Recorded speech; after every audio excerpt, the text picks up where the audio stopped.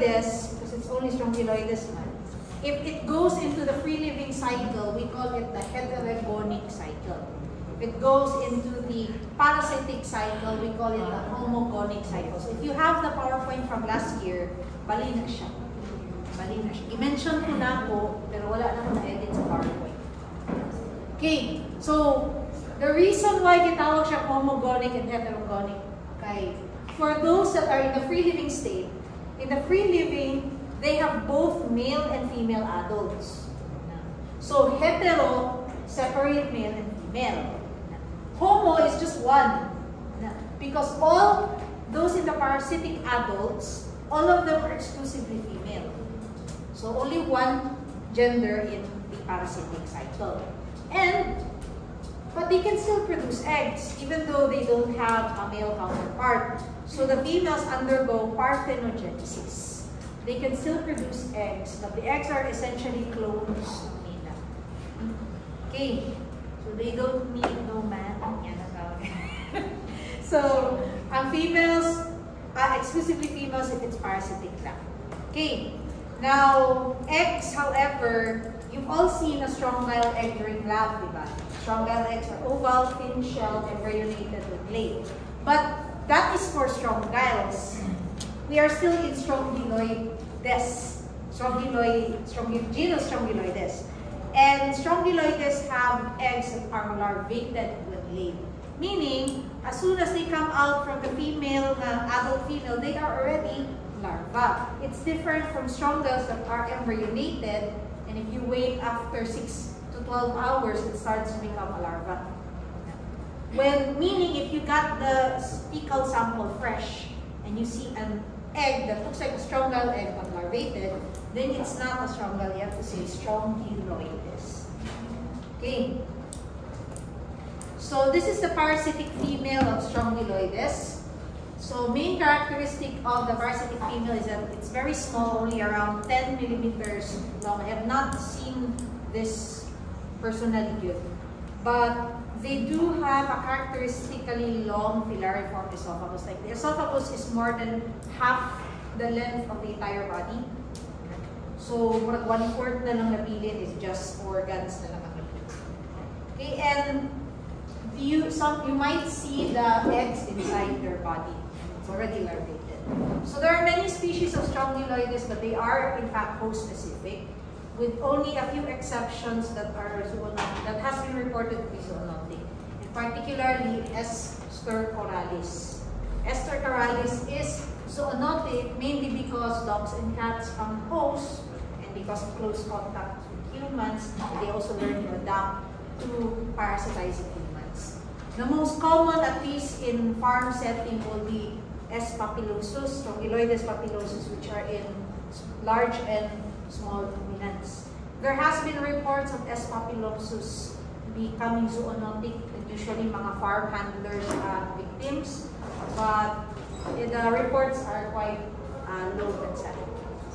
Okay, if it is zoonotic in man, hyperinfection and autoinfection can occur. So you all know how autoinfection is. It's either you ingest the egg, it bypasses the intermediate host, or the egg will hatch inside your gastrointestinal tract and then reinfect you. But that's autoinfection. Hyperinfection tends to go along with autoinfection. Like if all the eggs that they produce inside you will automatically hatch and reinfect you, then the rate of how one person can become infected will become very short. Paspas kaya mo ma-infect, paspas manalahan ang worms inside your body. That's why it's called hyperinfection.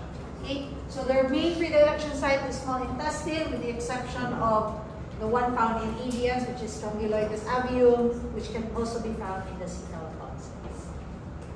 The free-living forms, the one that is mainly found in moist soil, will be purely rhabditiform esophagus. But you can definitely see na siya male.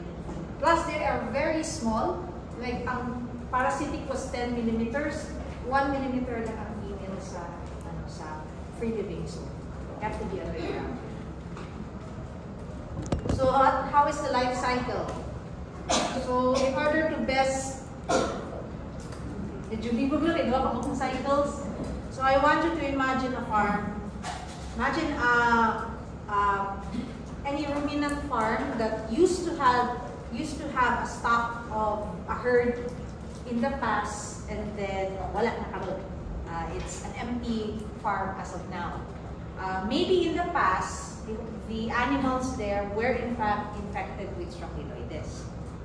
So it's currently an empty farm. Then in that empty farm, because in the past na strongyloides, then that farm, even if it's so many years na strongyloides sa soil, sa bedding, sa ground, there will be strongyloides. They will enter the heterogonic cycle. They are free living, purely free living.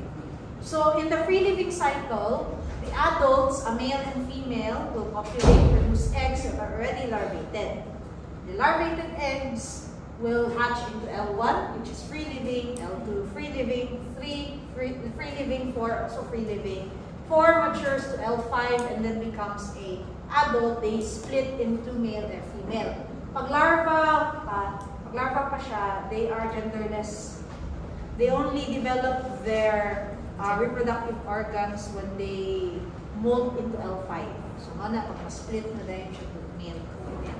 And of course, they will copulate, produce eggs, cycle repeats. This can happen for many years as long as their environment is stable, wala na namatay ang mga populations. They can stay persistent in an empty farm for many, many, many years until someone buys that farm and introduces apparently healthy pa ng mga herd, a new herd. So, in the presence of a herd, a potential definitive host, when it becomes, the conditions for them become favorable for a parasitic lifestyle. So, whatever larva that hatches from an egg, it has 2 paths na. Depende sa iyang mood or depende sa presence of a host. They can either just continue the free living cycle or maybe doon na sila sa mga baka. They will then enter a parasitic stage. Now, L1 is still free living. L2 is still free living. But L3, ay naaman din siya doon, there's just a cow right next to it. It becomes infective. And when it does, when it's ready to enter its definitive host, it will do so by skin penetration. It will simply penetrate the skin. In the process, of course, when they enter the skin, they still have, even though they're so small, they can break the skin barrier. So that can become infected. So then bacteria, secondary bacterial infection. So we have what is condition known as foot rot. So foot rot can be caused by any disease that is mainly due to secondary bacterial infection of the hoof. Okay. So nisunod, if the cattle accidentally ingest it, they have to penetrate the oral cavity. So inside the body of the host, one thing I noticed with roundworms that have to skin penetration sila, their next destination is usually the lungs. But in order to get to the lungs from the skin, they have to find a blood vessel. All our circulatory system goes to the lungs, actually goes to the heart, then the lungs. So through the circulatory system, it goes back to the heart, then the lungs, then it stays there in the lungs for a bit, and of course, it has to make its way to its predilection site, so it goes up the trachea, swallowed, and into the small intestine, where it will develop up to adulthood. All adults will be females. Then they are already parthenogenic. They can start producing eggs within 7 to 10 days of infection. So past 1 week from infection to eggs being shed. So that is the pre-patent period. Pre-patent period is 7 to 10 days. Again, pre-patent period means the amount of time from onset of infection to shedding of eggs. Okay, 7 to 10 days. So the eggs are passing feces. Eggs are larvated when laid. So the eggs are slightly smaller than a strong-bile egg, but larvated. Okay. So transmammary transmission can happen. So if it's inside an adult female, they can, instead of finding their way sa circulatory system, they can go to the what they call the mammary glands, where they can remain dormant for a while until until milk is produced so that it can be passed on to calves. Now, a calf can also become infected directly, of course, kasi penetration naman. And they can also go to the udder of the calf. Pwede po siya even though wala pa na fully developed ilahang udder. Okay, now as usual with most neonatal helminth infections, the younger animals tend to suffer the most. But if they survive, they develop a level of immunity. So pag ma-infect sila older, it would not be as bad as it would be when they were younger. Another reason for why farms would separate the adults from their young. Kaya pwede din mag-cross ng disease. The adults can be carriers, and the younger ones will be the one to suffer with it. So this is a very long disease name. Dramatic precocious other enlargement secondary to mammary gland congestion and mild ductal hyperplasia. Due to strongyloides. Associated with strongyloides. Kasi pasagutan na, mga kong hinahinayan ng mga pathological terms. Dramatic precocious other enlargement. We know what other enlargement is. Nidako ang mammary glands. Dramatic means paspas. Grabe, exaggerated ang swelling. Precocious, do you know what precocious means? Before puberty. And it makes sense. How old is the cow? 3 to 4 months. What is the puberty age, sexual maturity age of your cattle? It's around year siya. 1 year or more. So, bata pa, nagkalit lang idako ang udder as if lactating siya. Secondary, because secondary man siya, it's not a disease that happened by itself, it's caused by an infection. So secondary because of strongyloides. Mammary gland congestion. So congestion is when something will block the venous return ng venous blood flow. So kung ma-block ang venous return, mag-accumulate ang sa klase nga blood, oxygenated, deoxygenated. Deox. Kaya di may kagawas, kaya na-block man ang vein. So, the oxygenated blood will accumulate in a certain area. So, that's called congestion. Ductal hyperplasia. Hyperplasia means, hyperplasia. Increase in cell number or size? Plasia? Number. Trophy ang cell. Increase in cell number. So, managhan ang cell sa mammary ducts niya. Kalitra managhan. So, mild ductal hyperplasia. So, this is all because the L3 decided to lodge itself in the venous blood flow as well as the lymphatics. Giblock niya. So, dili ma-drain ang venous, ang deoxygenated blood or ang mga lymphatic fluid. This will swell up. Swelling na kaya. This is a normal one. Hindi mo makita ng other, kaya normal naman. This is how it would look like swollen. In some degree, this can become painful. Kaya inflammation man sad. Na may inflammation, kaya na may infection. This could turn purple because the accumulation of venous blood. Venous blood has a bluish or purple hue. So, bruising na siya. So, very painful for the calf. This is usually due to when calves lie down. Higda sila, penetrate directly sa ilahang abdominal area, ang strongyloides. This can also happen to the adult, but not so much. Mas grabe yun sa inyong calves. Okay, how do we prevent and control strongyloides? Along with rotation of antihelminthics, regular antihelminthics, proper hygiene, waste disposal. Studies have shown that sawdust beddings becomes a very good environment for the free living forms. So kung sawdust ang bedding sa farm, then managhan sila. It's a good, the moisture content man absorb when you moisture ang inyong sawdust. So it's a good environment for them. So, you have to get rid of sawdust beddings para dili sila mag-develop. So that's one of the ways that you can at least prevent it. It's not going to totally eliminate them, because once a farm is positive for strongyloides, persistent na siya na infection. All you can do is at least control it so that infection is not so high and can be eliminated quickly with any antibiotic. Okay, an honorable mention, because apparently I forgot to add this modules.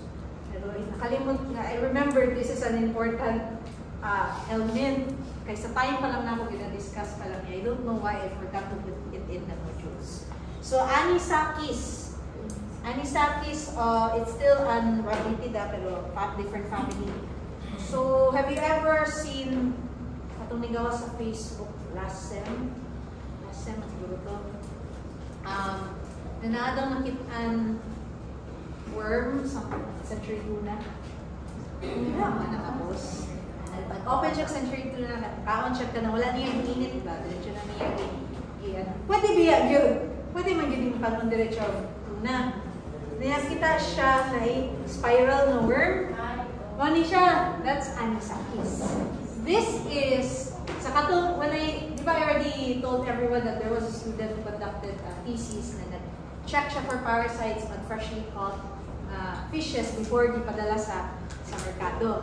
Top 1 was Diphyllobacterium. Top 2 is anisakis. So anisakis is actually a heteroxenous na element, so it requires an intermediate host. And the main definitive hosts are actually marine mammals. So particularly toothed whales or dolphins, toothed whales and sperm whale, orcas.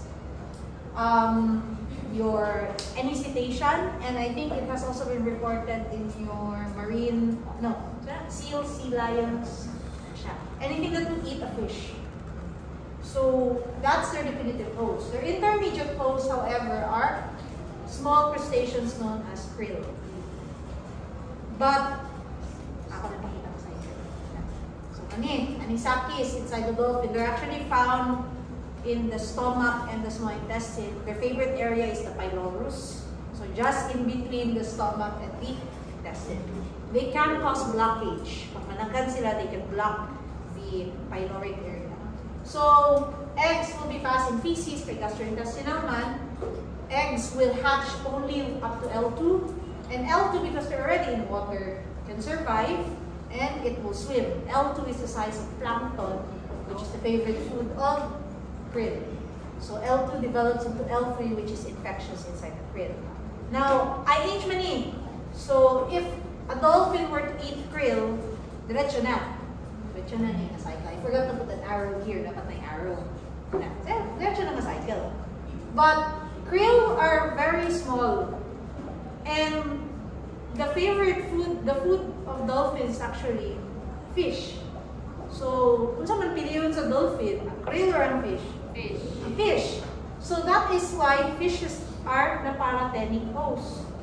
Diba, remember the role of a paratenic host is to bridge is a bridging animal so that the parasite can easily make their way to their definitive host. The chances of a dolphin eating krill, although pwede yun, is still quite low. Your dolphin is more likely going to eat fishes. So, giimo niyang paratenic host ng fish. Now, if that dolphin were going to eat the fish, then cycle repeats. The L3 will stay in the muscles. If a bigger fish will eat the paratenic host, the bigger fish becomes a paratenic host. Pasa-pasa lang. Pasa-pasa lang ang L3 until it reaches the body of a marine mammal. Marine mammal na pa. Kita, mammal na ta.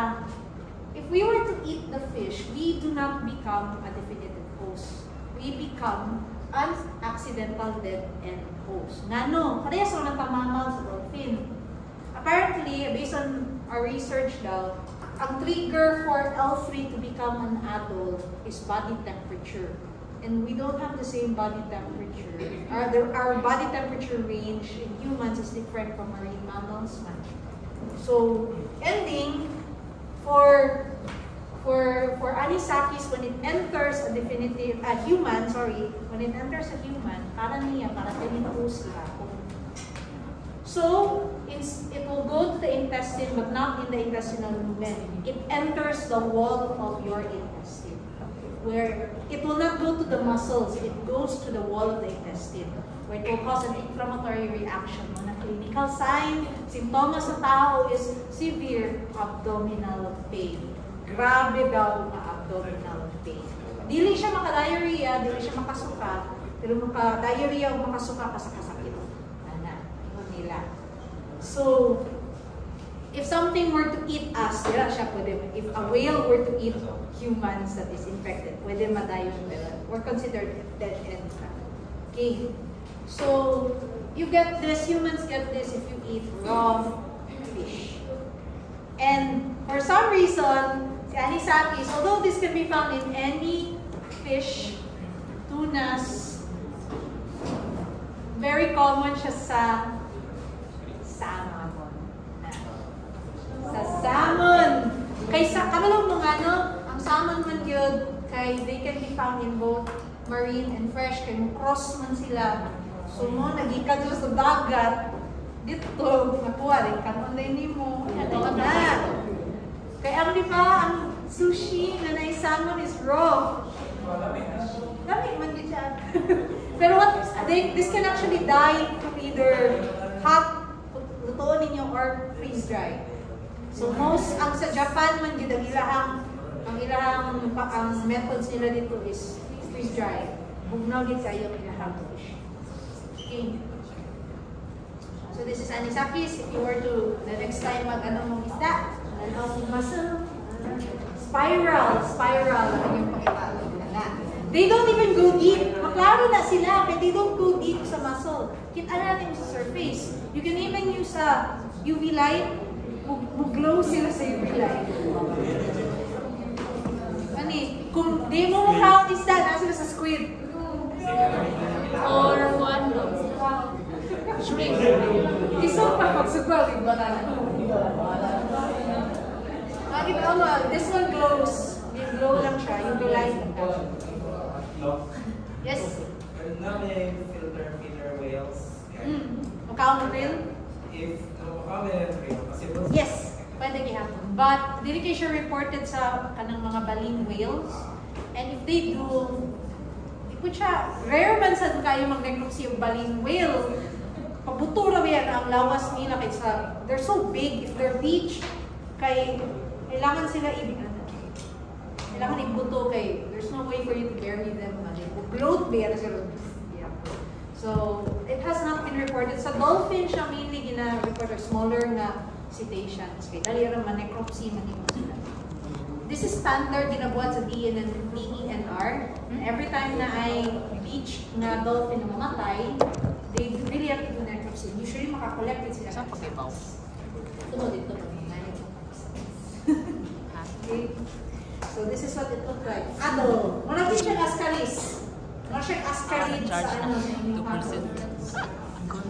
Spiral tail is your male. Same mo gito. Muna din siya ascaris tanaw. Okay, next. Order Strongylida.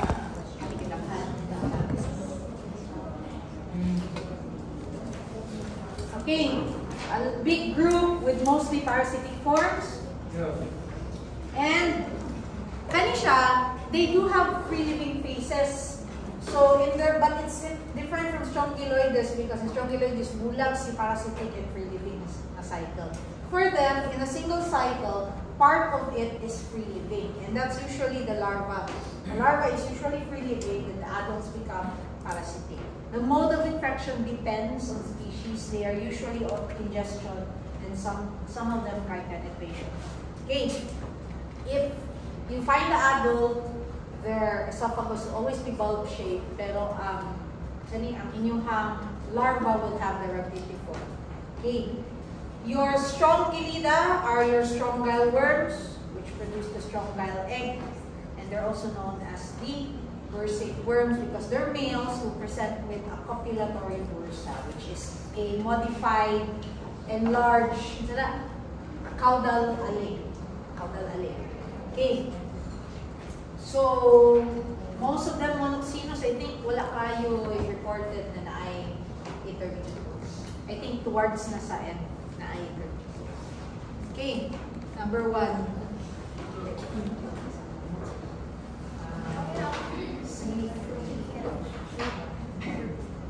So last time, everyone got full stars. Ang tawag full stars kung kalito. Dali na lang yung photo ba ng ba? 5 ba na?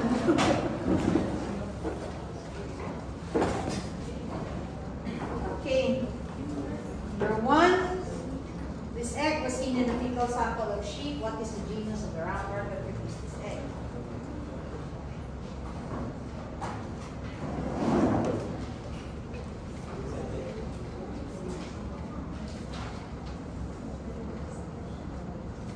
Genus of the roundworm that produced this egg.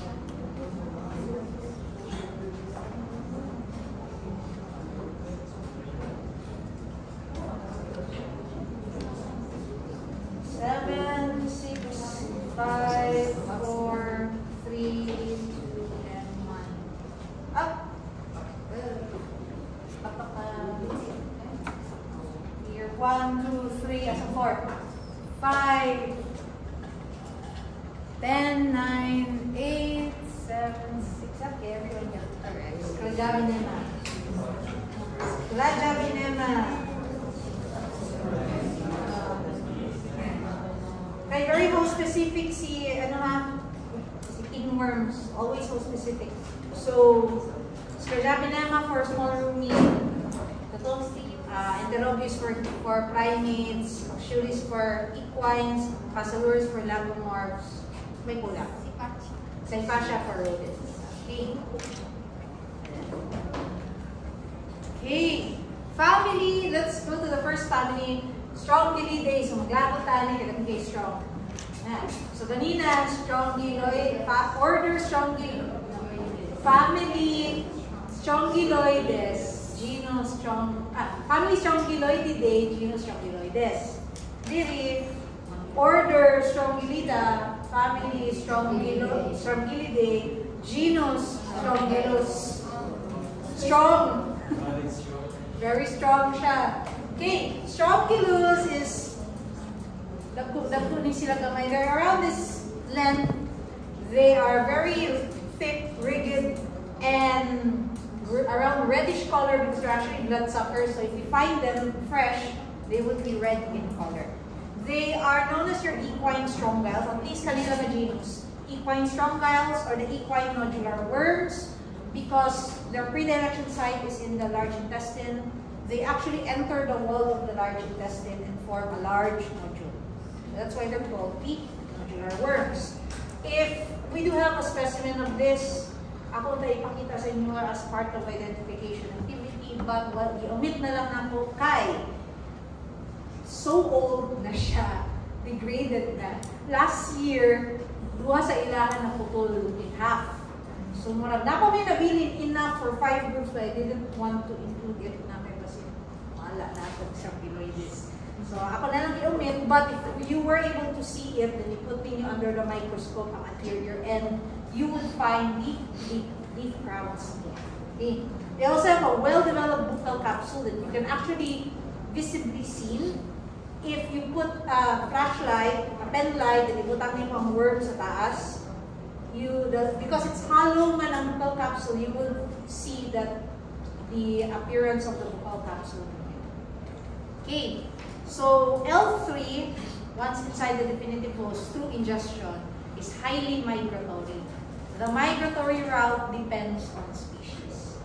So, this is the 3, Strongylus edentatus, equinus, and vulgaris. So, edentatus is the longest, and smallest is vulgaris. Don't mind the color, they're actually supposed to be red. All of them are supposed to be red.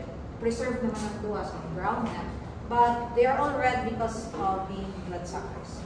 This is the leaf crowns that are found in the anterior end. And this is true for all members of strongyles na naikopulatory bursa ang males. So they are not supposed to be permanent copula, ha? They're not a permanent copula. This is just what they look like when they're mating. They use, the males use their copulatory bursa to basically wrap around the vulva of the female. So at this point na ang vulva. So here is where the vulva would be. So that's your copulatory bursa. This is the spicules, which will serve as one of their copulatory organs, so that will deliver of sperm sa ovaries. Yeah. So after that, they let go ng diet. There's a few groups that are in permanent copula, but most of them would just connect like that. Okay? So this is strongylus. Do not mind the spelling. Strongylus na nako, pero strongylus na siya.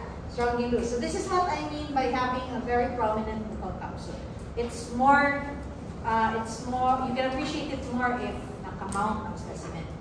So the prominent buccal capsule, you can tell the species based on the presence or absence of teeth at the base of the buccal capsule. So if we start with edentatus, which is the name actually means no teeth, kay E, it came from adentus, which is non-dead teeth. No teeth at the base of the buccal capsule. So meron siya goblet ng tanaw. For equinus, you actually see three. It's not two. Tulo na siya. Bale, at one side, at the ventral side, there's two of them that are small and nagtapad. So you see them paana, but it's actually two like that. On the other side, the dorsal side, it's one larger teeth. So dorsal ni, ventral ni, so technically I should have done this before the flip na. But it would look weird sa ako lang ni. Basta dorsal side, you need to look at the dorsal gutters, what a thickened area. So that will tell you which side is dorsal. And for Strongylus vulgaris, I can never forget this kind of description sa prof sa una kay bunny ears. Marami siyang bunny ears. There's two of them. Bunny ears. Bunny ears siya. Only on the dorsal side. Okay. So, migratory path. By the way, this one is the most common, Strongylus equinus. This one has the longest prepatent period, which is 10 to 12 months. And this is the one that is most pathogenic. Most common, longest prepatent, most pathogenic. And the reason why this has the longest prepatent period, and the reason why this is the most pathogenic is dependent on its migratory route. May layo man sila punta. But all of them will be found in the horse, and all of their adults will be found in nodules in the large intestine. And the male and female are inside the nodules. They come in pairs. So if you open up a nodule, you can sometimes extract both male and female. Okay, so this is the cycle. We start at the physis containing the eggs, which is a typical strongyled egg, oval, thin-shelled, embryonated when laid. After a few hours, it will develop into your L1 larva, which will later hatch. They stay on the ground as free-living forms. And when it's L3, it will crawl up blades of grass. Ayun. Ngano, kakita na mo horse mo ka. Hindi na sila mo go all the way sa ground. They only pretty much bite on the tips of grasses. So that's where they would be found. Now, once it is accidentally ingested and reaches a small intestine, your L3 exsheets. So the term exsheets is because your L3 is actually wearing the cuticle of L2. Ano? Naman own cuticle si L3. Ano? Kailangan pa niya sa utol ang cuticle ni L2. It's mainly because of the fact that L1 and L2 are free living. So they can survive better in the environment because they have thicker cuticle. But once they become L3, L3 is meant to go inside the body. So wala na siya atong protective coating. So instead, so it can survive better, it will wear the coat of L2 once inside the body. So L3 inside the body enters the large intestine, but imagine na siyempre direction side, di pa siya satisfied, malaasa siya. L3 enters the large intestine wall, becomes L4. L4 will then leave the intestine and go to the peritoneal cavity so that they can find the liver. And they stay in the liver for around 6 weeks or more, where they can actually cause fibrosis. Kaya makaon man sila and they dig through the liver parenchyma. They stay in the liver, then after that they go to the organ right above the liver, which is your pancreas. They stay for the pancreas in a while, then only then they return to the colon where they mature into adults inside the walls of the intestine. So if a male and female are found in nodules in the wall of intestines, how do their eggs get out? So they try to make a channel mula sa track where they push out the eggs so that they can exit into the lumen. So that's for S. equino. So you're expected, what is expected as a clinical sign will involve being anything that has to do with the liver.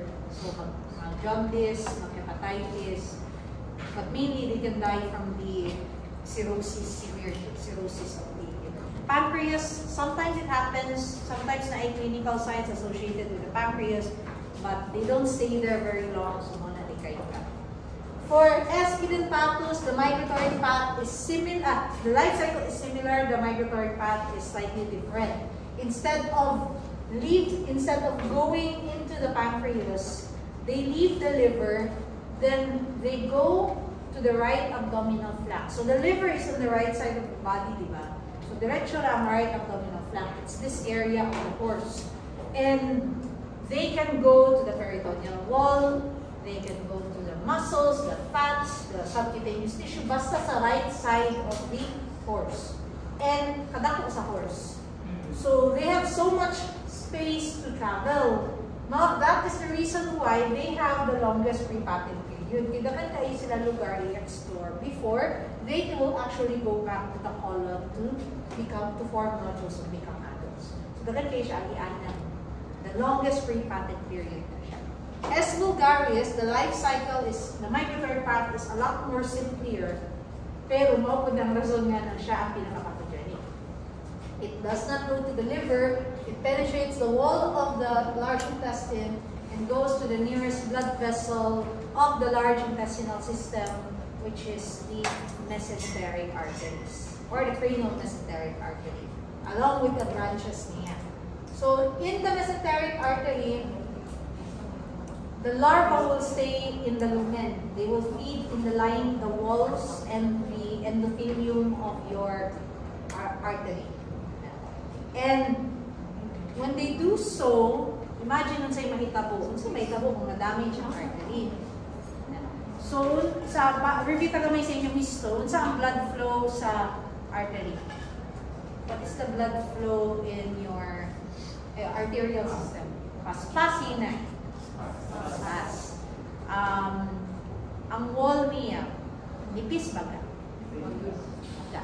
Wall, magit siya. So, imagine lang ha, this is an arterial wall. You have worms feeding on this spot. This is one spot. It's feeding there, kaon niya ang wall. Nahinayan niya kaon. So, this spot, nipis ang wall. The blood pressure inside your artery is very fast. Mas fast kaayo. So, nipis na part, mana dahil ng blood flow din. It's going to fill up like a balloon. It'll fill up, keep on ballooning and then pop! Siya rin mo gawas. Go! Hemorrhaging. We call that an aneurysm. Aneurysm na siya when magballooning ang inyong blood vessels and then mabuto ang balloon, gawas ng blood. And don't forget, this is an artery, so the arterial blood is oxygenated na yun. Pas-pas ang pressure, oxygenated. So there's going to be hemorrhaging of oxygenated blood, and the hemorrhage will be very fast, kaya taas ang pressure. So what will happen to the horse? Diretso. Gets diretso, kalikro na tumba. And cranial mesenteric artery is very close to the thoracic aorta. So, pwede ma-appeal ang aorta. What else can happen? Kung dili magka-aneurysm, what else can happen? Those worms are foreign invaders. So the reaction of your body is to get rid of the foreign invader. Since it's a large invader, they cannot just use cells to kill it. So they have to contain it, and in the blood, they are contained through your platelets. Your platelets will clump up the worm. Kung daghan sila, madaghan po ang clump until it becomes an enlarged clot filled with worms called a verminous thrombosis. That thrombosis is a large clot that can break off and travel into the bloodstream. What if makaigo siya ang blood vessel na mas gamay pa niya? So, stock up. Arterial blood, oxygenated. What happens to the tissue next to it? Wala na oxygen yung sunod na. So, pwede siya magka-infarction. Infarction is basically tissues that dies because of no oxygenation. So this is what a Strongylus edentatus look like inside the nodule. That's the nodule. Cut it off and you will find your adults inside. Male and female na siya. This is Strongylus edentatus. This is the one that goes to the right abdominal flank. So this is the entire right abdominal area. So this can be muscles, subcutaneous tissues, peritoneal wall. They can contain nodules. Kaya kung himo siya nodules, kaya kung puyo siya sa sulod sa nodules kadali. So they will form nodules all over it. This is the liver, highly fibrotic with hemorrhagic tracts, again caused by either equinus or edentatus. And this is the cranial mesenteric artery na open. I don't know makita niya, pero mag-zoom in ta. So you see the worm.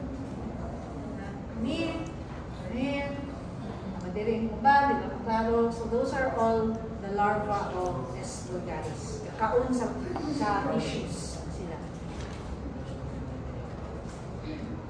This one is an acute non-strangulating intestinal infarction, the left ventral colon. So a part of the colon is black because it does not receive oxygenation na. Sumunod ang tawag ng infarction. It is due to a clot that lodge on blood arterial vessels, so wala na yung blood flow. Muna ka ng basically a stroke, muna siya. Kaya ang stroke sa akin ng heart is called a myocardial infarction. So that is basically the verminous thrombosis, a clot containing your worms, a larva, lodge itself into a blood vessel, artery, so di na noon ka send oxygen on a certain part. Now if this was, we actually did surgery with a horse today. This is the colon of a horse we're taking nakuha. Now, if nga na gamay, siguro pwede na siya anastomose na yun, pilit na lang i-cut off the dead part, anastomose the segments. Anong ginabuhat? Pero if that segment, that dead tissue is quite extensive, wala na, nice na. Ngayon, i-try pa nila save. You know how horses are. Gamay lang ang problema sa colon, wala. Di na mo trabaho, di na mamatay na siya. So, they try to save it, pero buhay lang siguro ng horse or i-publish man nila ni. Pero they try to save it, but in most cases, you would never know na naanig ka or namatay na yun. Okay, non-equine strongylus are still members of family Strongylidae, but they are not the ones found in horses. So Strongylus, genus Strongylus is exclusive only to horses. Everyone else na lahi of genus kay lahi po host. Specific siya. Cephagostomum has many potential hosts. Species dependent siya. So certain species of Cephagostomum for ruminants, another species for another host, ano siya. Chabertia is for small ruminants. Chabertia is also known as the hookworm of ruminants, one of the hookworms. Also quite common siya.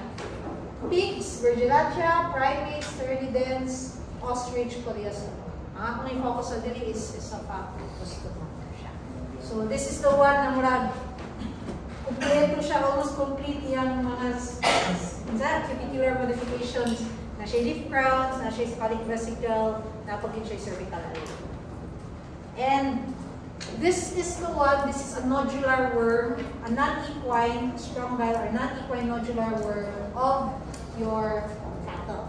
So, naa siya sa ruminants, and nabot siya sa inyong mga camelids. So, not just camels, but mga llamas and alpacas. Large intestine gap. And what makes the life cycle easier is because wala siyang migratory path. So, unlike your strongylos na dahil kailangan, your esophagostomy migratory path is basically the wall of the small intestine going to the wall of the large intestine. Not good. But it also means the nodules that they form can start in the small intestine and go throughout the entire intestinal tract up to the colon. So, money. Small intestine and then large intestine. Ang nodules niya, unlike strongylos is very big nodules. But in esophagostomy, very small nodules, but they can make many small nodules. To the point that the intestine can have a pimply texture. So we call that the pimply gut lesion. Pimply gut. So, ayaw mo sa inyo atong batch. Sa inyo atong batch. Katong inyo man ito siguro nga batch. Nag-dissect mo sa mga kanina, mga first goals na ito. Then, I don't know if it was your group, but there was a group that found that the intestines were covered with pimply textures. Dahil na siya, mura siya ka na calcium deposits sa sulod. So it becomes very solid, almost solid. Some of them are cystic, some of them are solid. But they are visible on the surface of the intestines. Dili kayo dakhan, because there are photos of worse cases. Pero dito kayo dakhan. It's like as if when you run your hand, hopefully gloved hand sa intestines, you can feel na bumps. So these are more bumps. Pimply gut lesions, esophagostomy. Okay, ayaw kalimot. Pimply gut lesions. Katong si liver, milk spots of the liver, si ascaris. Esophagostomy is pimply gut. Kind of pathognomonic siya. Kani siya is kind of pathognomonic. Okay, if extensive siya, if it starts from small to large intestine, it's going to be esophagostomy. So this is still esophagostomy. That's just the larva found in areas na ay mga nodules. May panog, pero they're not the big ones. This is additional lang i-add. They're not as prevalent, although they are pathogenic in younger fowls. This is Amidostomum anceris, the gizzard worm of aquatic fowls, anceris. So ducks, goose, swans. Ako lang siya i-include dili, but technically kayo siya minor parasite. Okay, kani dili minor. Family Stephanuridae. Stephanorus with only one important species, and it's Stephanorus dentatus. This cannot be found in fecal samples because this is found, the eggs are shed in urine.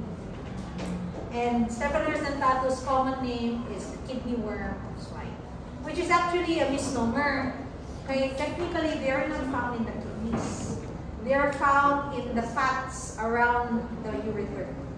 So, katong nag-dissection mo, nakakita mo siguro mo sa kidney yun. Pero, kita mo sa ang ureters niya. The ureters are actually very covered in fat. We call it the perirenal fat. And the adults of Stephanorus dentatus are found in the fatty areas, mag-form silang cyst. The cyst, however, is very close to the ureter. So that pag mangitlog sila, the eggs can simply cross in through the cyst or into the wall of the ureter so that they can be shed in urethra. The adults, okay lang, they are not parasitic. Nalaman sila sa tambok. Hindi na sila mag-cause problem. Your problem is the larva because of their migratory behavior. Okay. So this is Staphylococcus dentatus. Ang main niya nga dentatus because they have epaulets, which is like tubercles, bukol-bukol near around its mouth. So that's why dentatus. So naman na, nawala. Mataas pa. As pa. Okay na na. 23. Okay, kasag dito. Okay. So the color of Staphylococcus dentatus is actually pinkish na pagkaputi, na usay red, because they're actually slightly transparent. So you can see the organs and they feed on blood. So you'll see organs, blood, tissues inside their body. Okay. So they are mainly found in pigs. They are not zoonotic. So it has to be seen in urine. So dali lang diagnosis. Kuha mong urine sa pig, then nag-urinalysis mo. It has to be microscopic na urinalysis ha. Kaya ubang nga clinics, they do urinalysis by dipstick. Atong stick lang. This is urinalysis by microscopy. So maybe you were looking for bladder crystals, so paano mo na stronger egg. So that is actually your Staphylococcus dentatus. So dali lang diagnosis, a strong-held egg in urine. So this, just like the others, they develop into larva. L1 to L2 is free-living, L3 is infectious, found in grass, makaon siya sa inyong pig, or pwede siyang penetrate, pwede siyang mamili lang siya. Or it can go to your earthworm and your pig can eat the earthworm. So once inside the body, even if whether it's ingested or penetrated the skin, their next goal is to go to the bloodstream. So if na-ingest sila, penetrate lang sila sa wall of the intestine so that they can go to the bloodstream. Then their first destination will be the liver, where they will stay in the liver for up to 2 months. So, just like in most cases, ang laban ng larva, they can damage the liver while they eat and basically crawl inside or migrate inside it. It will stay in the liver up to L5. So, L5 is technically young adult na, di ba? So, pagulungay na siya ngayong adult. So, once it's ready to mature, it has to move from liver to kidney area. So, it has to leave the liver.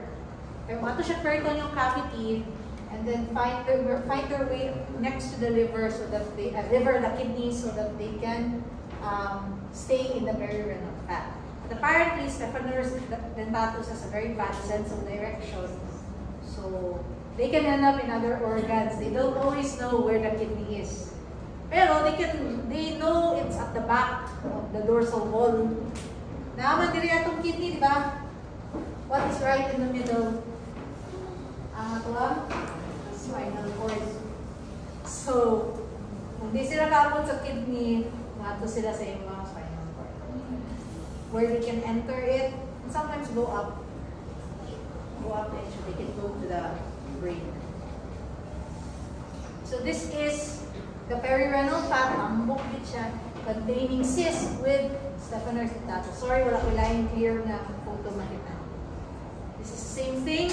Sometimes they can accidentally enter the kidney itself. Kanang, di ba they have made track so that their eggs can go through the ureter. Kasi madala sila.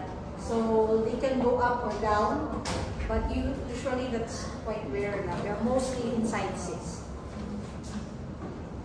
This is the liver, highly fibrotic, na siya nodules. So if you open the nodules, you will find the larva. And this is parasitic encephalitis in the piglet. So this is because of Staphylococcus dentatus reaching the spinal cord and near the cerebellum, they can go up, so they can cause parasitic encephalitis.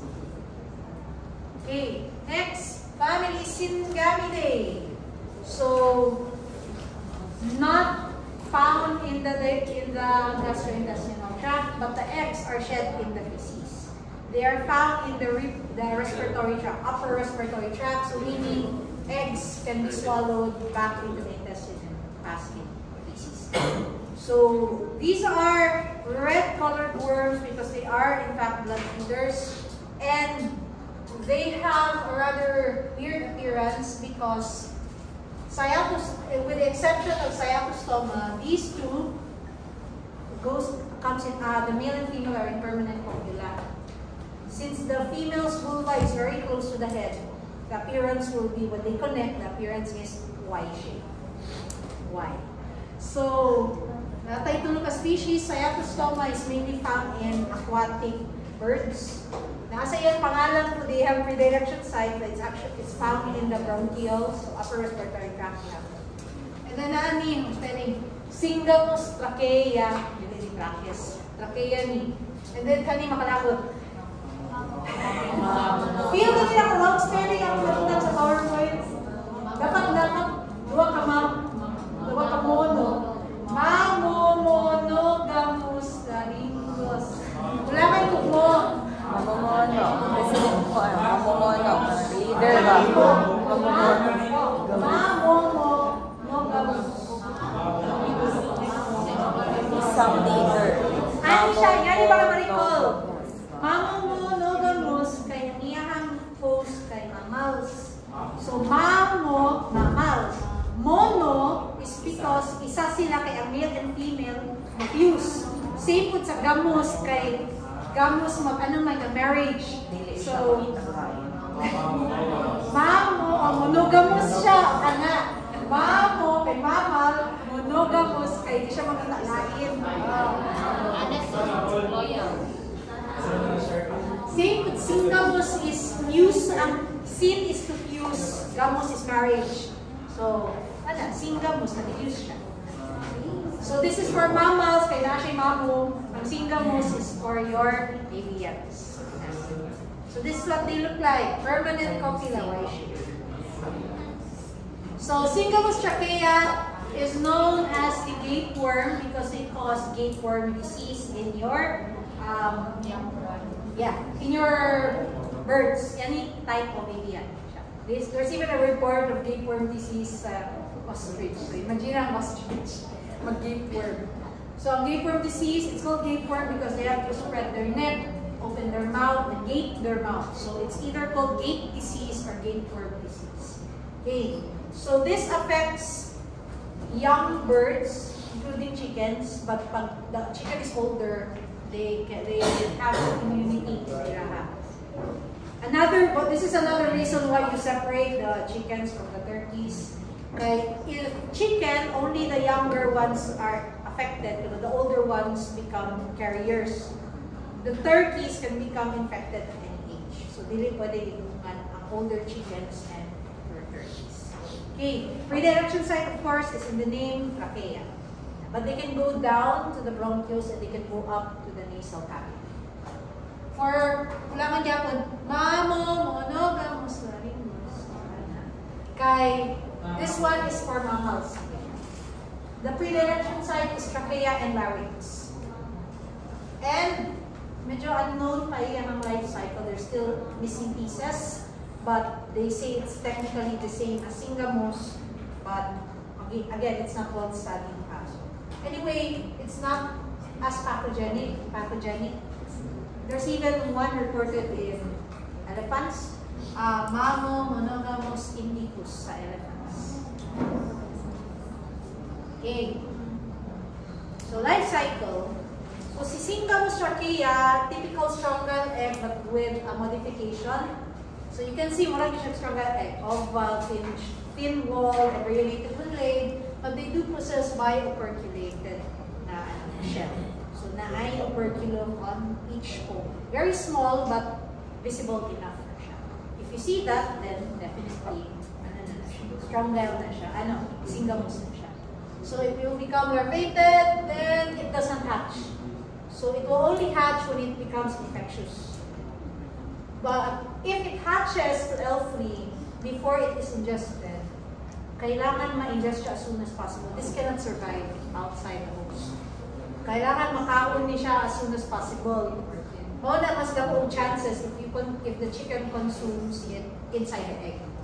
If it is outside the egg, it will take advantage of a paratenic host na lang. So earthworms, snails, and your musca, all of which is also being eaten by your bird.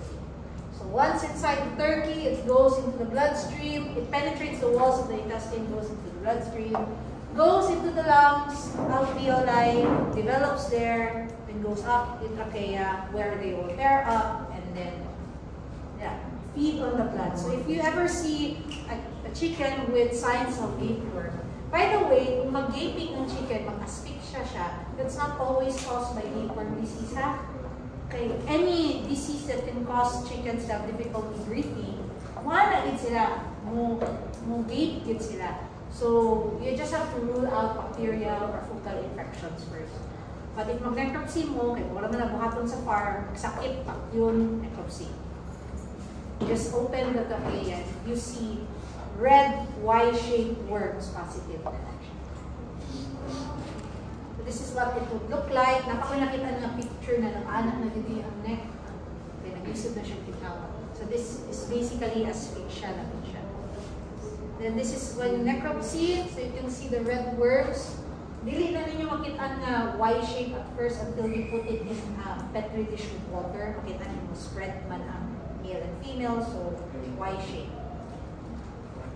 This is one na daw lugar sa trachea, so may saka. Yato siya sa nasal passages. So this is a rook that is a wild bird, migratory pang yun. So meaning na migratory birds can also serve as reservoir. Pwede niya ipasa, asa siya mo landing, kung naay manong, pwede niya mapasa. Okay, so this is Cyatostoma. This is the one that is not permanent copula. And this is only found in waterfowls. Next, family Ancylostomatidae, the hookworms. Okay, they're called hookworms because they are bent, their anterior half of the body is bent.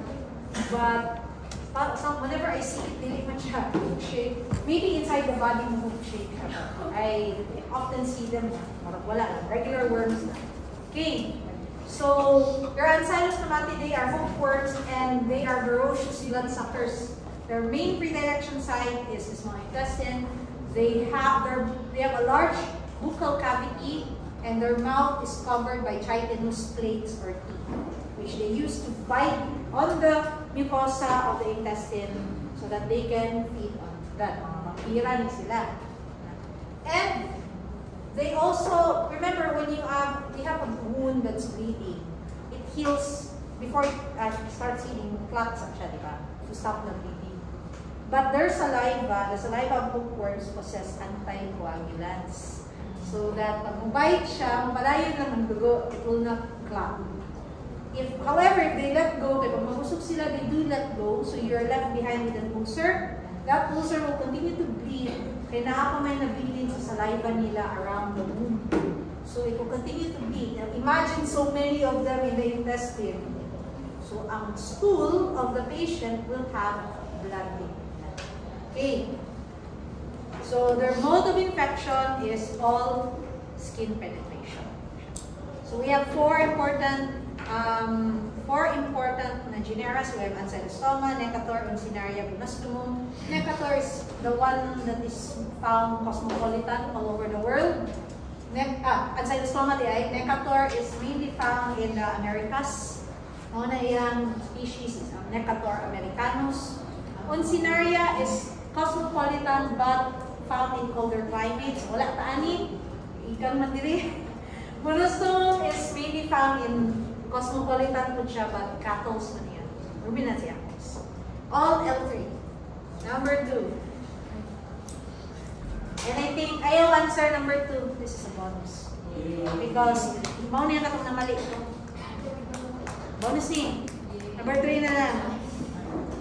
Number 3. The L4 of this parasite is specifically located at what part of its body?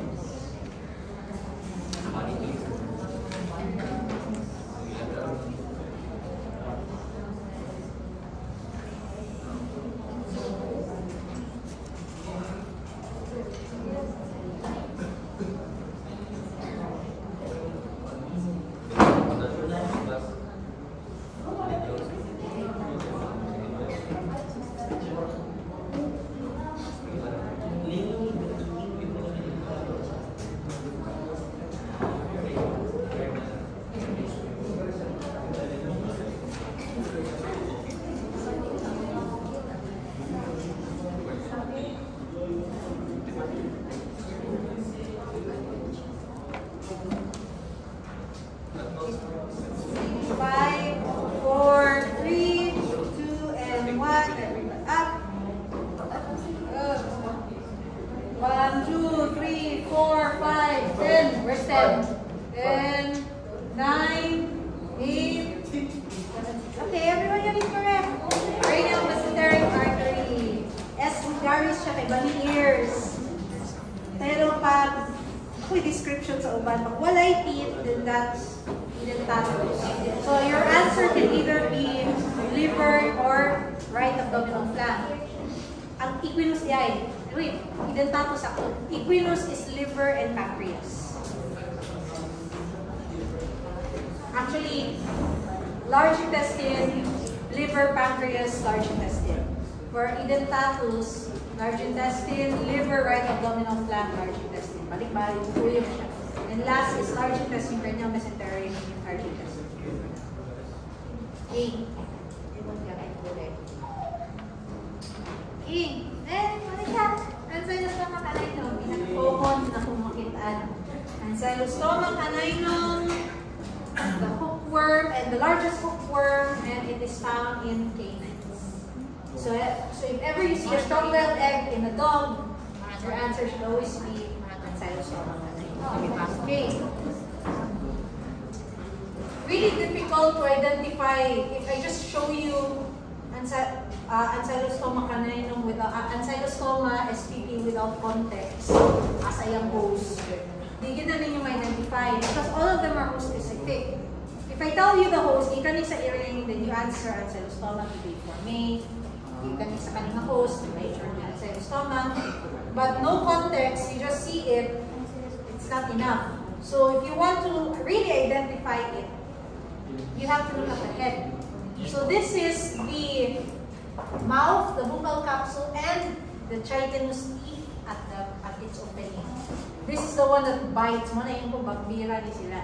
This is the one that bites and sucks blood na yun.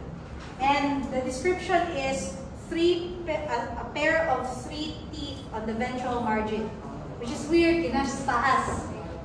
Ventral man, so meaning ang nakaling photo is bali. I remember their hookworms, so mga ang ulo nila. So this is actually in the ventral border. Pero weird sa ako na iba yun. So ala na lang. Okay, so si Ancylostoma caninum exclusively found in canines in the small intestine. The life cycle is free living, same thing, strong-bile egg develops into larva, free living. They like to be in moist soil, particularly ng garden, moist, rich soil. Garden, git na sila asa malibang ang hero. So the L3 can actually survive for a very long time in the environment as long as na moisture, but they have to enter the dog through skin penetration.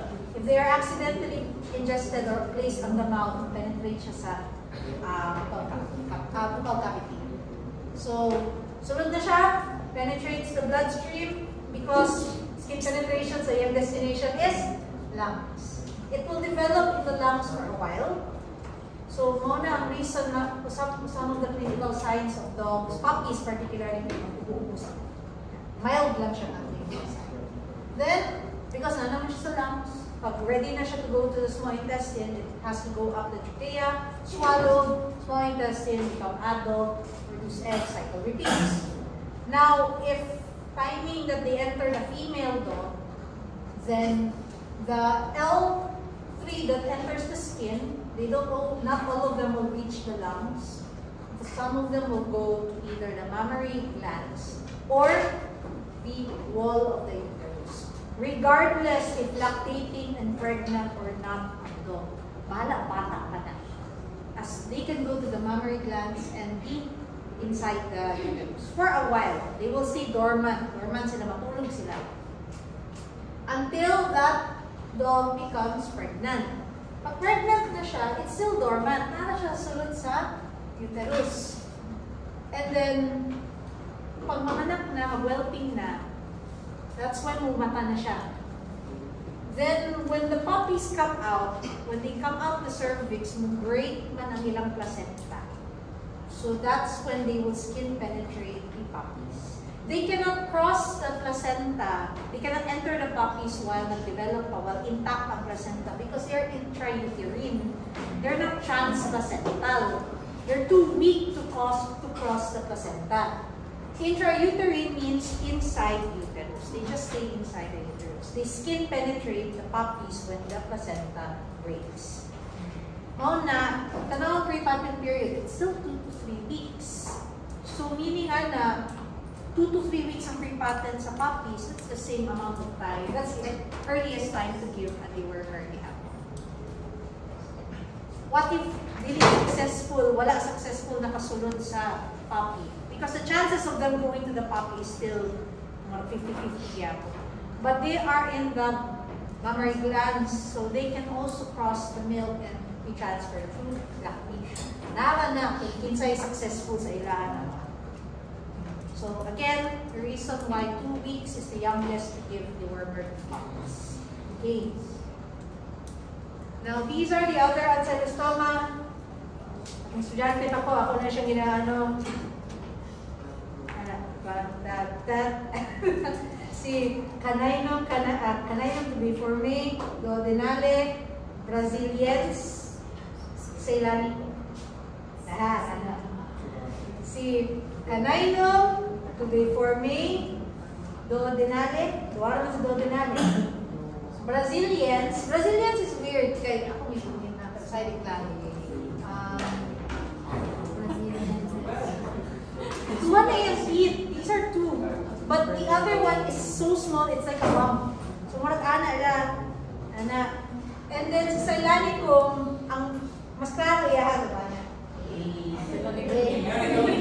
Ceylanicum. So, ang Cylostoma Canaino, tubiforme is slightly baga ang cuticle niya. 3 teeth. So, Canaino, tubiforme, duodenale. Then, Brazilians. Bantay lagi during exam na yung magkanaman. Kasi ako number 1. Kasi buhay mo ba, di-stroke, makabutin. Number 2. Bawal na. Bawal na. Okay, so, very non-specific. Canines, felines, kani, baboy o tao. Wala lang ng baboy. Then this Brazilians has been reported to cross both dogs and cats. And Ceylanicum also reported dogs, cats, and minor cases in humans. Meaning, niyabot siya adulthood sa humans. Now, ang common dito sa Pilipinas, kani, and there is a reported case of Ceylanicum, pero still quite low. All of them can cause what is known as cutaneous larval migrans in humans. Cutaneous larval migrans is because, remember, katong skin penetration sila. So maybe you are tending a garden without gloves, or wala ka ng butas, wala ka ng sapatos, iil ka ng garden, pero that garden, kita stray. So there is already L3 in that garden. So you were, ang L3, it doesn't know who it's penetrated sa skin. Musulod lang siya basta the body temperature is mammalian.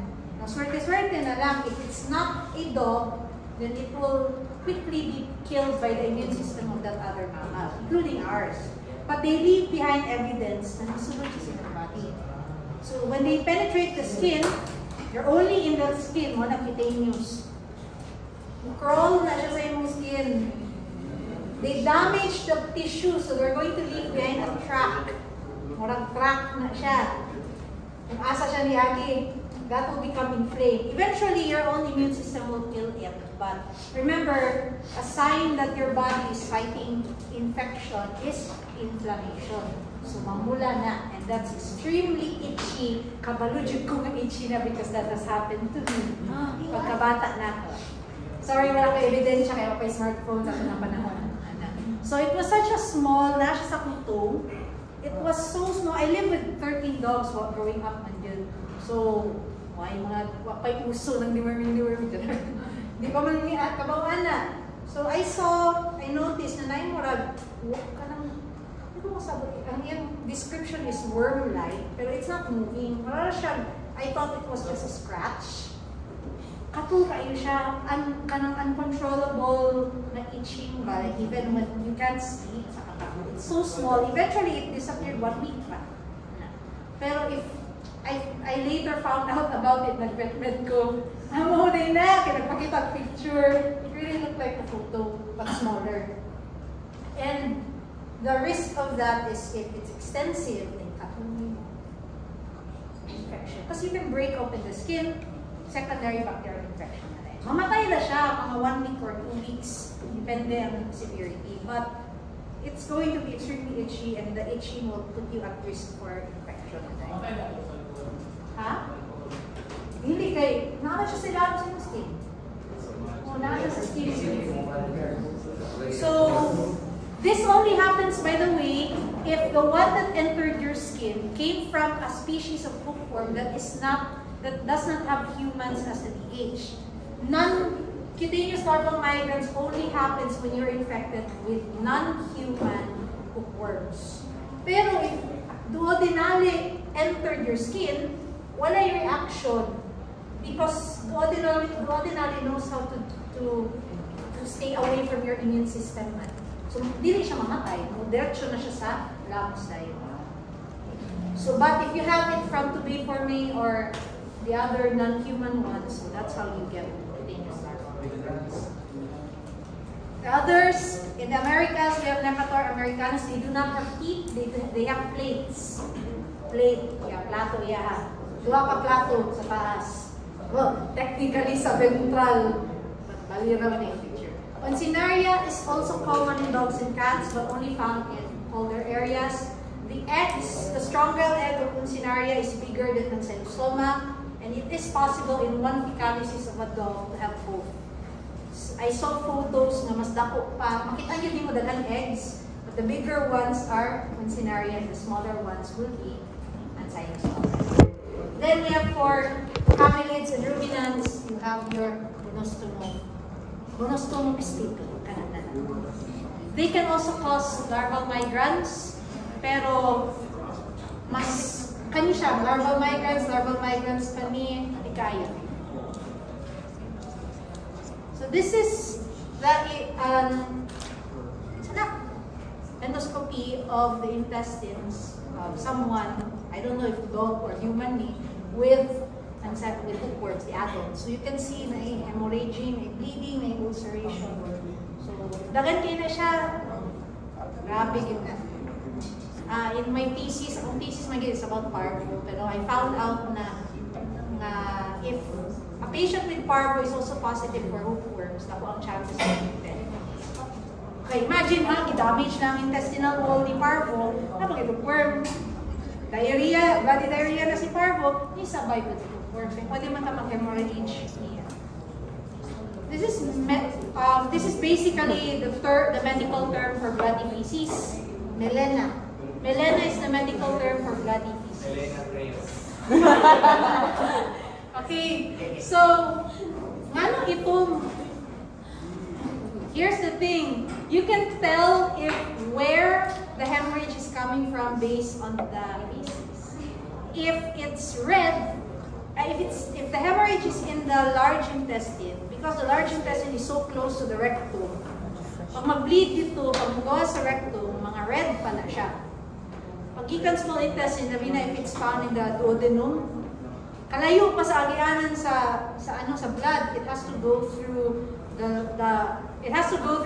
acid, the digestive juices. By the time it comes out in feces, itom na siya, also known as dinuguan.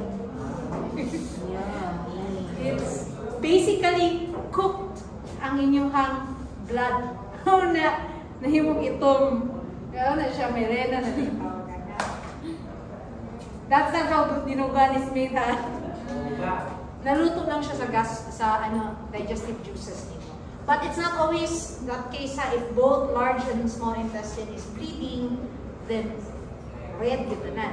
And if na-ay diarrhea appeal, if there is bloody diarrhea, red yun na siya because diarrhea means increased bowel movement. So, paspas kayo ang flow. So, by the time the blood comes out, it's also red. Melena only happens if the feces is tarry. It's not diarrhea. It's just slightly wet. This is bottle jaw or edema of the intramandibular region. This is the first place mo swell basta pa dominant. And what does that have anything to do with ancylostoma? Na blood man ginainom ni ancylostoma nga na mag-swelling. So, your ancylostoma they don't just drink red blood cells, they also drink the plasma.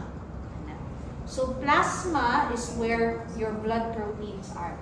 Protein serves as colloid inside your blood. Colloid in the blood is important to maintain the osmotic gradient. Sus, na-vision na ta. Pag na-ay colloids ang blood, na-ay protein, it will maintain the fluid inside the blood vessel. If you remove males ang colloids, males ang protein, the osmotic gradient is disrupted. So, magawas ang fluid sa tissues. So, when you have low protein levels or hypoproteinemia, the changes is swelling, edema, magawas ang fluid. Leaky vessels ang tawag. So, there will be edema in at least for ruminants, it's usually the jaw area. But in dogs, this can spread to the entire body. So, I've seen a patient, katong exsanguinated ba, katong tick, covered with ticks, na story na ako. The dog that is very much covered in ticks, hulot na sa puto ang dugo, very swollen, everything was swollen. From face to legs, swollen din na. So that is due to low protein levels. So that can happen with ancylostoma as well. And this is cutaneous larval migrans. So katong ako ay ani siya, it looks like this but really small. So muna, it was something na ignore lang naman. Okay, so but pag vet med, muna ito, only siya katong. It's the same, it's also in vet med that I learned na hindi pwede paracetamol sa iring mo, di namatay itong iring na mo. Ano ka? Nga na kaya siya, basta vet med na mo, gano'n na ninyo mag-discover. So this is in a child with scratchenia, so definitely there are scabbings, there are infections. I even saw a photo in Reddit na nanay pus formation kay I think na-infected, nag-open ang skin, ni-abri ni siya, inigawas ang nana. Iya may nihilap sa. Next, this is the last family, Trichostrongyllidae. These are your hair worms. Pinipis, kainin sila. They are called hair worms. Tricho means hair strand. Trichostrongyllidae, strong po siya. Trichostrongyllidae. Okay, they are all blood-sucking and majority of them are found in the stomach. So they are hair worms of the stomach. But there are a few species that are found in the intestine. So, ang nakanindot-anin niya kaya ang life cycle, not very direct and no migratory behavior. So, wala kayo po nag-discuss of life cycle here. Straight naman. So, we have 1, 2, 3, 4, 5 generas. I did not discuss all of them, but we have Trichostrongylus, Ostertagia, Cocoperia, Hemmonchus, Nematodilus. Trichostrongylus, the hair worms or skull worms, the Kanchana species. The one found in stomach is Inaxae. The rest are intestines. This is non-migratory. Mode of infection is ingestion of the larva. L3 inside the egg. So, L3 is inside the egg, which later hatches and migrates up plasma. It's still through ingestion of the L3. Ostertagi, the ruminant stomach worm. Ostertagia, Ostertagi. So, found indeed, Bumaysum. Katong kanina, Trichostrongylus, laylay man iyang host, diba? So, if it's monogastric stomach, if it's ruminant, so, Bumaysum. Same thing here. And the lesion, the pathognomonic lesion is Morocco leather mucosa. Morocco leather mucosa of the abomasum. Morocco leather is a type of leather na ang texture niya bumpy. Depende man yun ang leather. Basta bump ang texture. So it really looks like it. This is normal, this is abnormal. Naapod di ay pathognomonic lesions si Trichus strongylus axi, but I don't have photos. It's called white plaque. White plaque. So it causes the formation of murag na areas. I really can't find photos of it, but there are areas of the abomasum that are really flat and then covered by a white film. So white plaque, tawagan na. Kaya di ba ang abomasum more siya folds, so suddenly na area na flat. So very prominent na flat and white color. So that's called the white plaque lesions. T-axis. Ostertagia is Morocco leather. So balik ko na to ha. White spot, milk spot disease is Ascaris. Pimply gut, isa pa gusto mo, si white plaque abomasum, T-axis. And then si Morocco leather is Ostertagia. Okay, pathognomonic lesions. Coperia, also found, this one is in the small intestines. Ako lang i-run through sila talaga. And si Hemoncus contortus, ang pinaka-common. Barber's pole worm. But the barber's pole appearance is only for the females. The red is the intestine, because blood feeders, and white is the ovary. The male is pink to white. Pink kung nakainom silang dugo, white if wala. So, ano yung colors. Plus, the males will also have pink copulatory hairs. So, this one, life cycle, fairly easy to remember. Typical strongyle. Eggs pass in feces. L1, L2 develops in the grass. L3 goes up grass. E10, right then. Wala na siya migratory behavior. Diretso na siya sa abomasum. So, and you can even find the larva L3 in dewdrops. Kaya makasurvive man sila longer pag na-moisture. So, magkita siya dewdrop, din na siya. So, reported din siya in ruminants, really common here in the Philippines, and na siya sa giraffe dito sa Safari. Naapit siya dito. But this can actually kill your ruminants. Makapatay din siya depending on infection severity, because they do drink blood, and if there's so many of them, pwede ma-anemic ang patient. So, this is what it looks like in the abomasum. Corned beef. We need to stop using food as references na to. Okay, wala na yung walahan mo kaon. Okay, so, corned beef. Corned beef. So, even if you see it fresh, ilan din yung babae. Guys, if you find it fresh, you can really tell which is female. I think sa inyo po ito nga time na amoy nakuha nga. Marag naka-extract sila sa kanding, sa mga first, mayroon itong kanding before, sa mga first na goats na ni-arrive dili sa Asco. Na sila yung contortus. Okay, again, that's the most common. Wala man, limpyo man to itong mga Naato yung nag-collect niya, naman siya helmet, so yung kikip. Niya, gihulat niya, na yung mga helmets, ihatag niya. I think si Philip. Ihatag niya ang atong nailhan kay ibalik niya. Even when they are preserved, maklaro gyapon nimo ang candy cane na pagkaon. Candy cane nga pattern, even dili na siya red, dark na siya. And the disease of Hemoncus contortus is hemocrosis. And depending on severity, then you have the three forms. So acute, chronic, acute, hyperacute. Saan yung difference yung chronic and acute? Time and severity.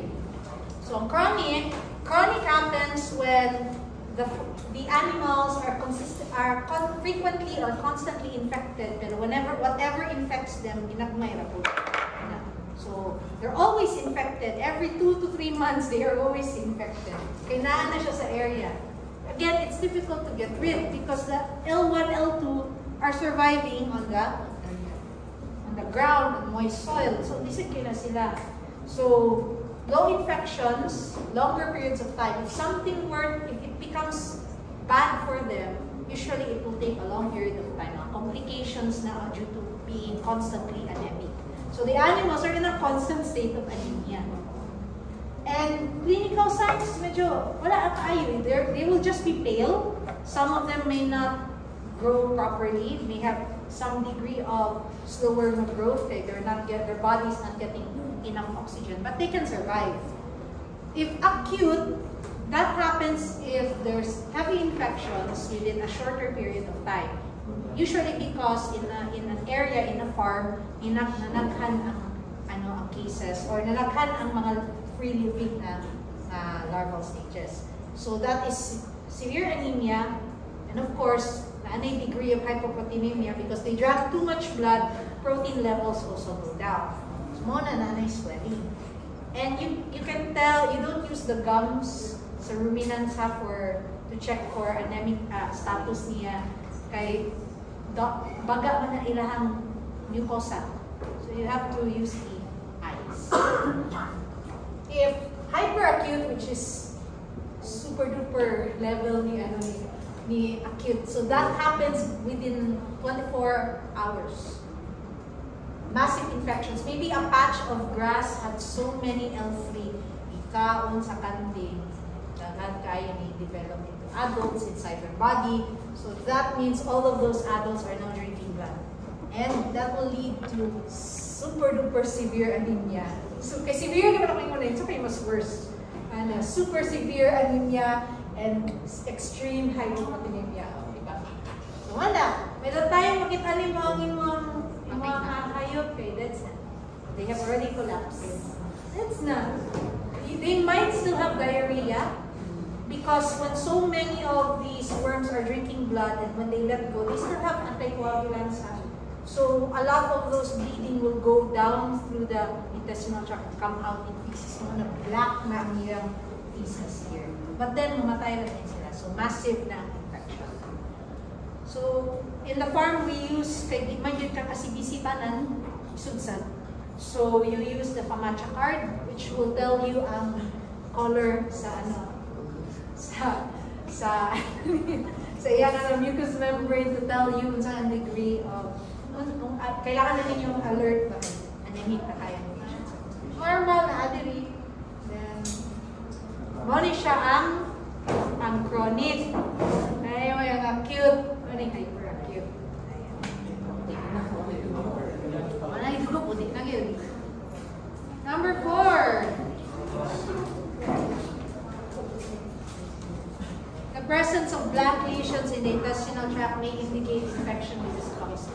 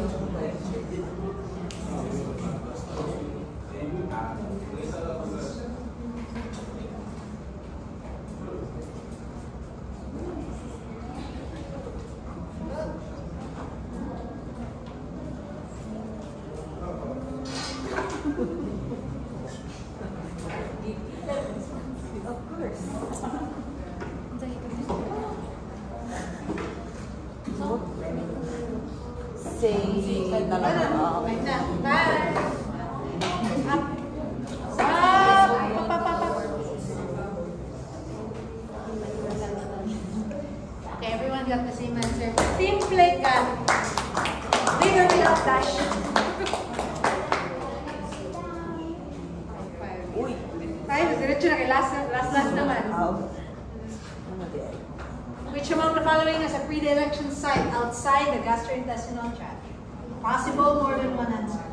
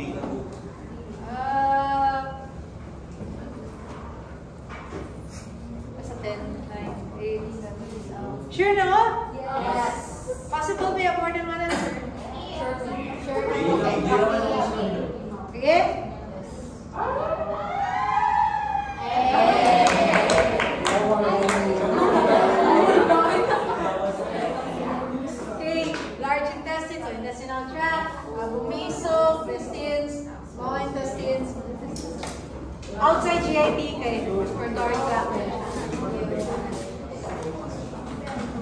Okay, napa ko yung add-ons. Add-ons rin. Okay.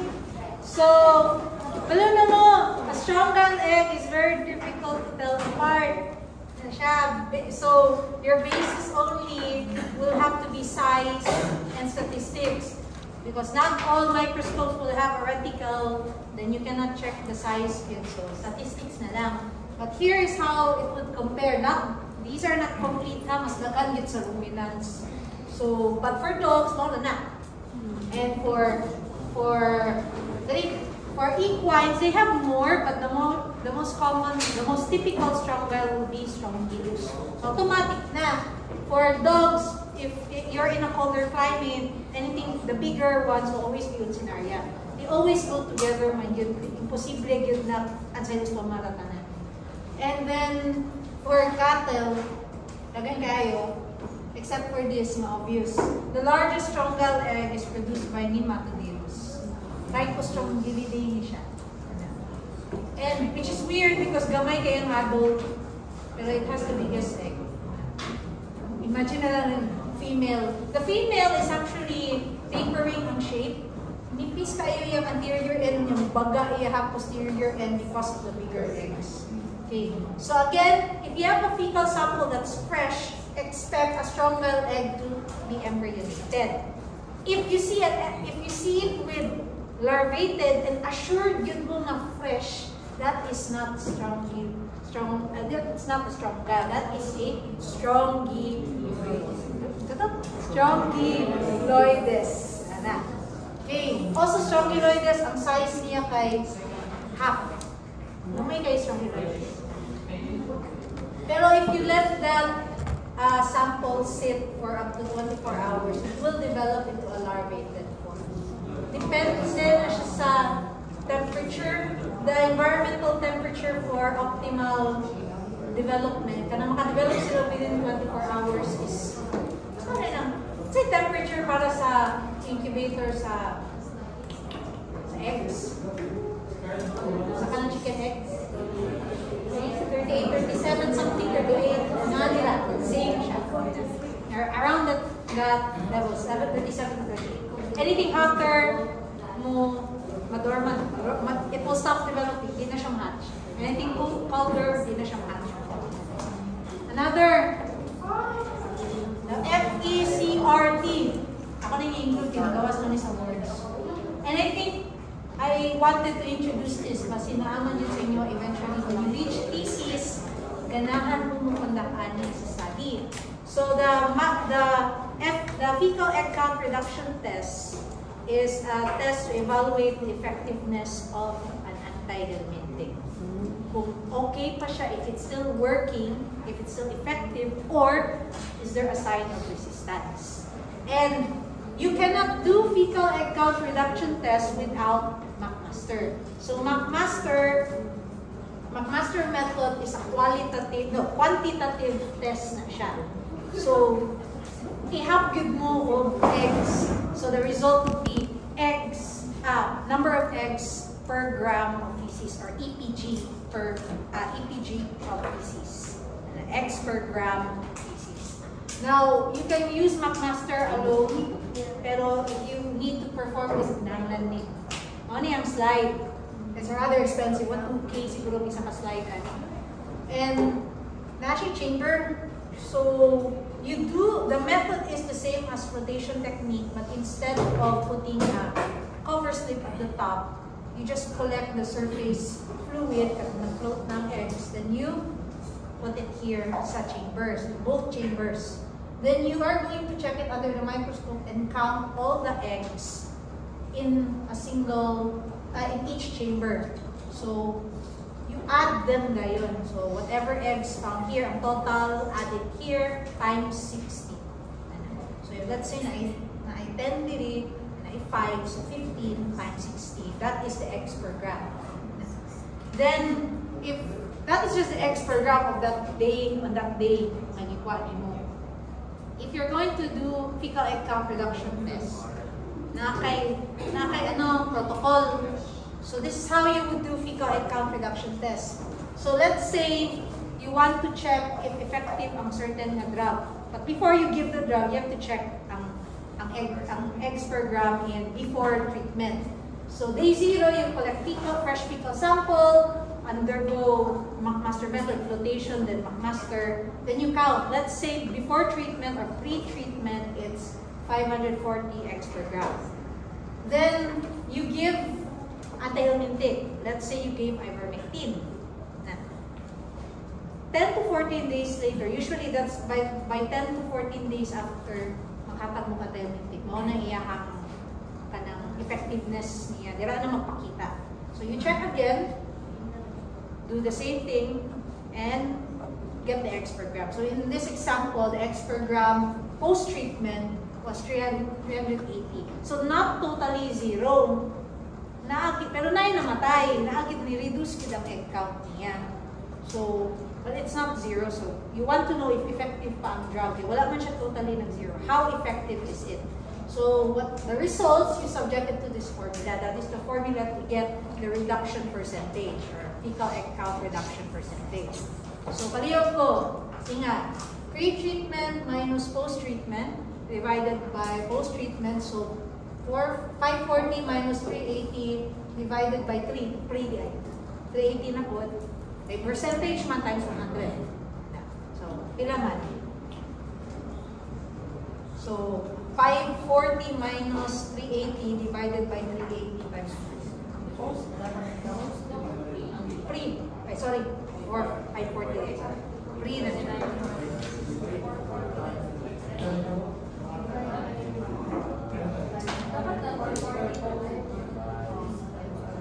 Pre, post, and sorry, pre ni siya.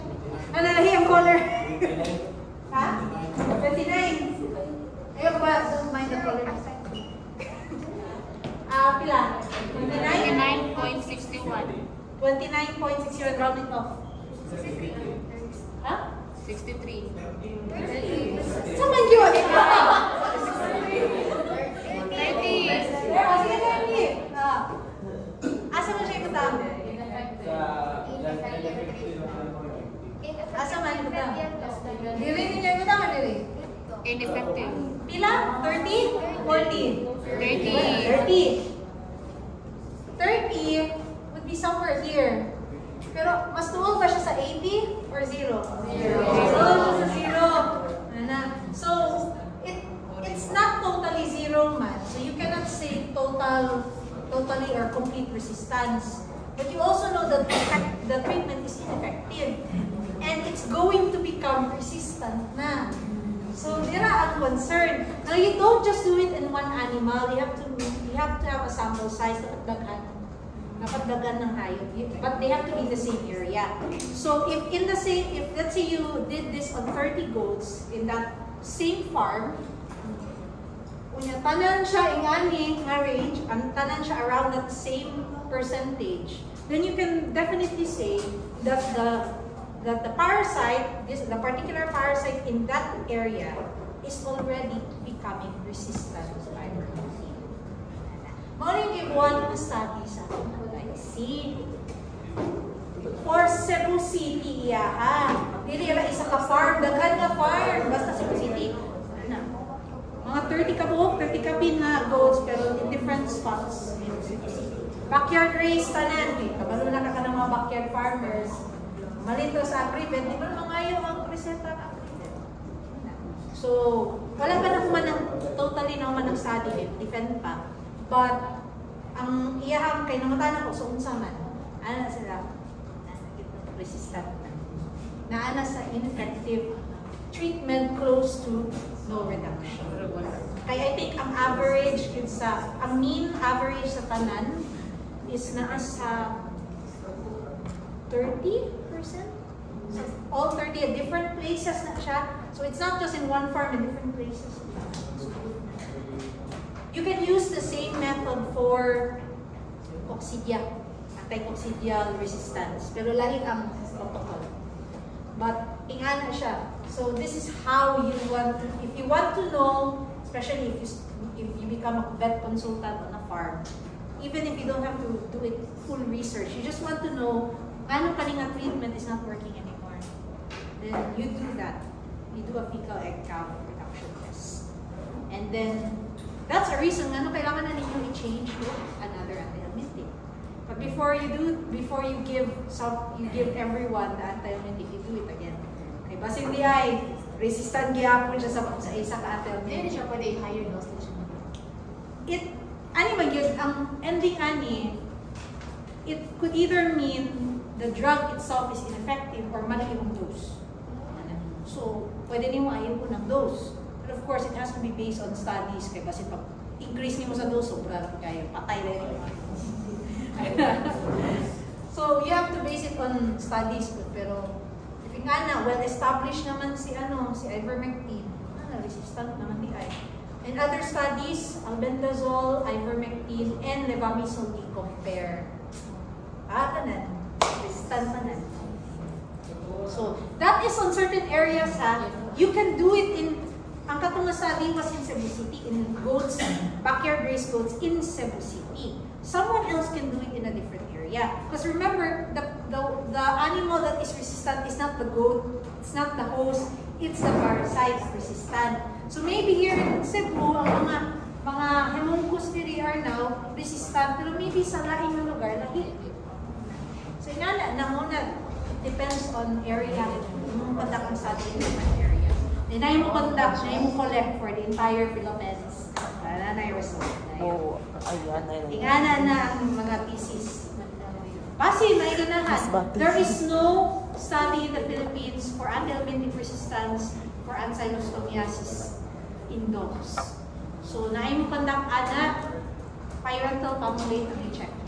Which is the common dewormer that you can easily buy for your dogs and cats. Dog ra iyang po. Kasi naiganahan mo do the same thing for different anti-helmintic na po. For ivermectin in dogs, wala pa yung trap. Pero for sure, if sa baka o sa kanding resistant na ikagawa na parasite, basit resistant na sa. Or, basit na pa diri. At least, if we know a moderate effectiveness, the moment makakita ko ang moderate effectiveness ng sa pyrantel, I can start switching up ang mga anti-helmintics. Mag-rotate. In farms, you don't stick to one type of drug. You rotate. Kaya pag isa na ka drug, maanad ang parasites na. And then, if you change it, at least ma-eliminate siya by another anti-helmintic. That's pretty much it. Ako lang i-add na kasi maluwas ito. Okay, so